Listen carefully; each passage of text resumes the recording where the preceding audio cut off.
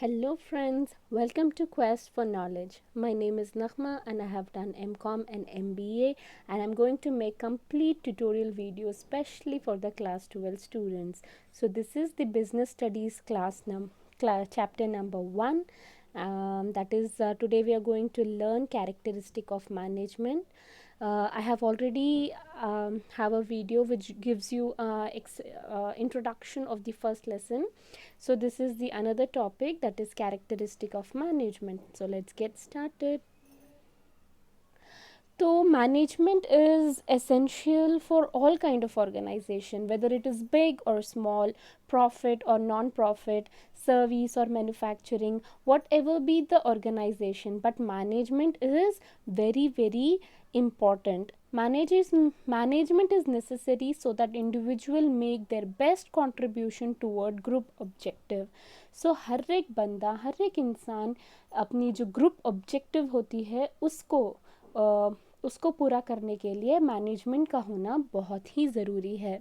So management is required in all kind of organisation, चाहे वो एक मैन्युफैक्चरिंग हो या हैंडलूम हो या कंज्यूमर गुड्स के साथ ट्रेड करते हो, कुछ भी हो, हेयर स्टाइलिंग सर्विसेज हो या नॉन बिजनेस ऑर्गेनाइजेशन हो, चाहे कुछ भी ऑर्गेनाइजेशन हो, हॉस्पिटल्स हो, स्कूल्स हो, बट मैनेजमेंट तो बनता है. Management is very important. हम एग्जाम्पल घर का भी ले लें, जिस तरह से होम मेकर्स अपने घर को मैनेज करती है, वो भी एक इम्पॉर्टेंट वर्क है.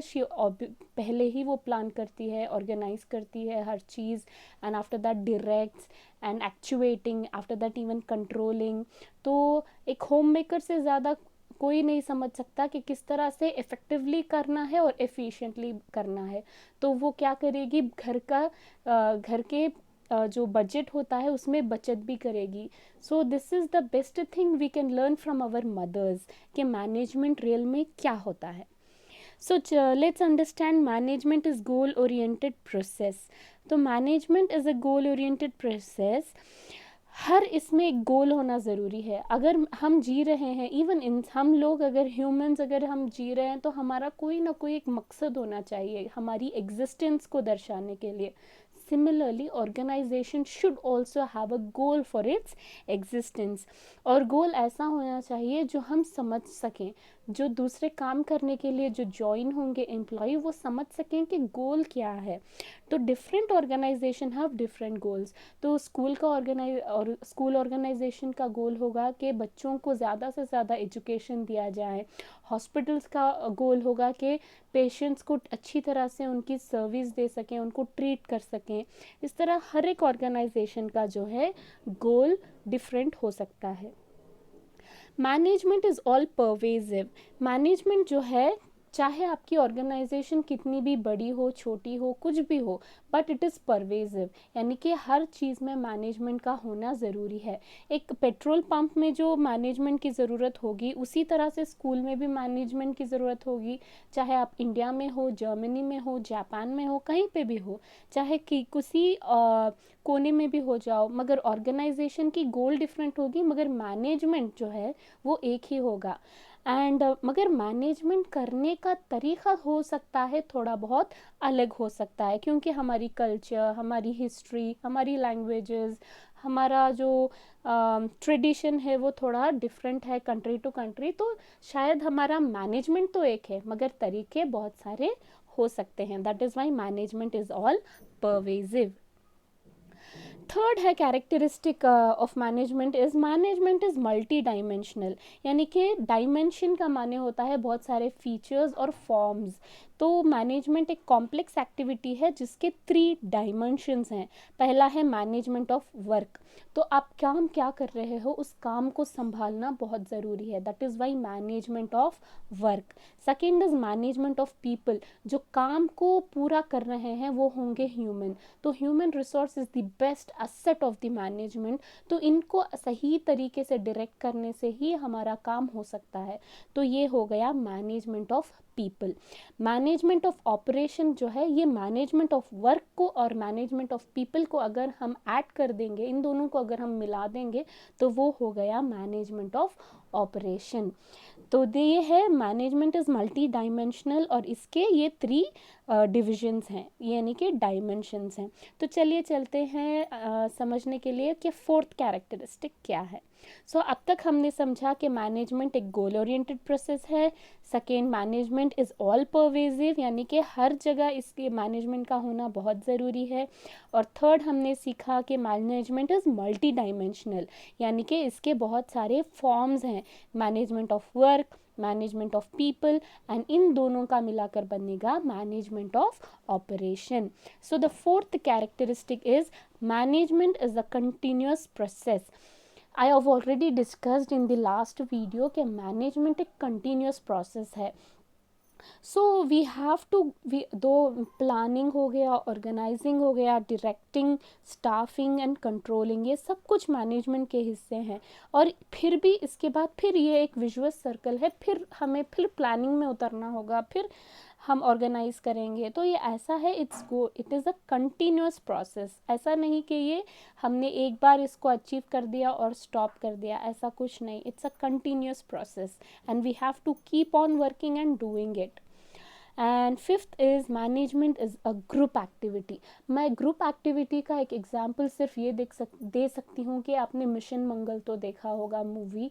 आप उसमें देख सकते हैं कि हर इंसान किस तरह ग्रुप में काम करते हैं। सोनाक्षी सिन्हा होती है प्रोपल्जन मैनेजमेंट, शर्मन जोशी करते हैं कैमरा सेंसर्स की फिटिंग्स करना। सब आपने देखा बहुत सारे अलग अलग ग्रुप्स, यानी कि हर एक इंडिविजुअल की एक एक काम होता है, वो हर एक काम को हिट करते हैं, मगर उनका जो एम होता है वो मिशन मंगल होता है, यानी कि मार्स में ऑर्बिटर का पहुंचाना होता है।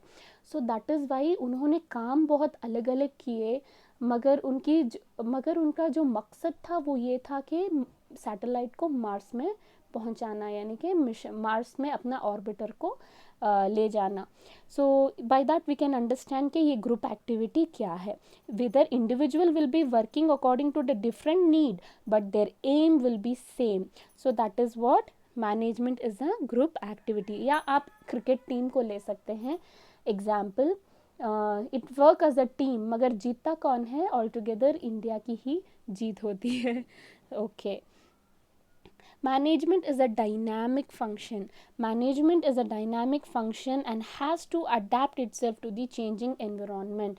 तो अब हम देखते आ रहे हैं हर एक, फॉर एग्जांपल आप देख लिए कोको कोला, किस वो वही तरीके से वो आज भी नहीं है, बहुत सारे बीच में चेंजेस आते गए हैं so that it could be according to the changing views, according to the modernness. जिस तरह से चेंज होता आ रहा है ज़माना, उस तरह से वो प्रोडक्ट को भी नए कंज्यूमर्स के लायक बनाते जा रहे हैं। That is why it is still in the market, और एल्स वो कभी कब का it would have got exerted from the market.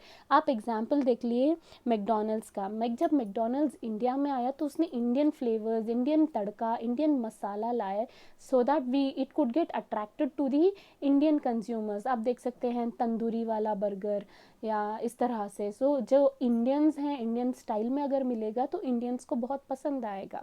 So similarly ये जो है इट्स अ डायनामिक फंक्शन, ये एक ही चीज़ में नहीं रुकता है। We have to go on adapting to the changing environment. ये हो गया sixth in characteristic, that management is a dynamic function. Management is an intangible force. Management जो है इट्स अ इनटेंजिबल फोर्स, यानी कि हम इसको छू नहीं सकते, देख नहीं सकते, मगर इसको ज़रूर महसूस कर सकते हैं। It presence can be felt.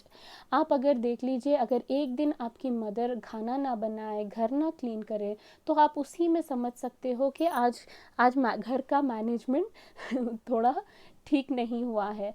इसी आप मगर आप देख नहीं सकते हो उसको, आप छू नहीं सकते हो, मगर महसूस कर सकते हो कि माँ बीमार है, इसीलिए घर की मैनेजमेंट ठीक से नहीं हो सकी है। सिमिलरली अगर टारगेट हम पूरा कर रहे हैं तो अपनी अलॉटेड टाइम में हम अपनी टारगेट्स पूरा कर रहे हैं, इफ़ेक्टिव रिजल्ट्स आ रहा है, तो इसका मतलब है कि मैनेजमेंट बहुत अच्छा है। अगर हम टारगेटेड टाइम में अपना काम डिलीवर नहीं कर पा रहे हैं तो इसमें ही हम समझ सकते हैं कि हमारी मैनेजमेंट में कहीं कहीं ना कहीं कोई गलती हो गई है. So similarly, management is an intangible force, but it cannot be seen, but its presence can be surely felt. So thank you. This is the characteristics what we have discussed today, and in the coming videos we'll surely discuss about the objective of the management. And do stay tuned and do follow me, share, like and subscribe to my channel if you feel worth it. Thank you very much.